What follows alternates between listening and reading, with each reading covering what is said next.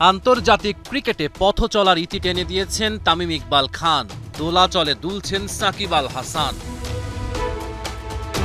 রবিবার ঘোষণা হতে যাওয়া চ্যাম্পিয়ন্স ট্রফির ১৫ সদস্যের বাংলাদেশ দলে তার নাম না থাকাটা একরকম নিশ্চিত। বোলিং অ্যাকশনই সাকিবের আন্তর্জাতিক ক্যারিয়ারে শঙ্কা তৈরি করল। শুধু ব্যাটসম্যান হিসেবে তার দলে জায়গা পাওয়ার নেই কোনো সম্ভাবনা। কেমন হতে পারে চ্যাম্পিয়ন্স ট্রফির বাংলাদেশ দলটা? ১৫ জনের দলে লিটন দাসের থাকা নিয়েও রয়েছে শঙ্কা। টানা অফ ফর্মের কারণে লিটন দাসের পায়ের নিচে মাটি নরম হয়ে গেছে। যদিও কোচিং স্টাফদের একজন তার পক্ষে রয়েছে, কিন্তু ৮০ থেকে ৯০% ভোট লিটনের বিপক্ষে। ওপেনিং স্লটে সৌম্য সরকার আর তানজিদ তামিমের ওপরই ভরসা রাখতে পারেন নির্বাচকেরা। ৩ নম্বর পজিশনে কাপ্তান নাজমুল শান্তকেই যাবে দেখা।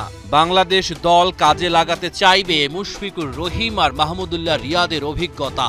তাওহিদ হৃদয়ের স্কোয়াডে থাকার সম্ভাবনাই বেশি, কিন্তু একাদশে জায়গা হারাতে পারেন তিনি।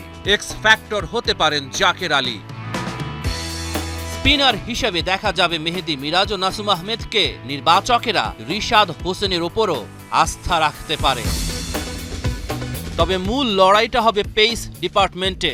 এখানে ৬টা অপশন আছে। স্কোয়াডে ৪ নাকি ৫ জন পেসারকে দেখা যাবে। তাসকিন আহমেদ আর নাহিদ রানা দলে থাকবেন অটো চয়েস হিসাবে। তানজিম সাকিবও বাকিদের চেয়ে এগিয়ে। তবে নির্বাচকদের একটা কঠিন সিদ্ধান্ত নিতে হবে মুস্তাফিজুর রহমানের ব্যাপারে। যদিও বড় টুর্নামেন্টে খেলার অভিজ্ঞতায় শরীফুল আর হাসান মাহমুদের চেয়ে মুস্তাফিজই থাকছেন এগিয়ে। রহমান পেয়ার, ৭১।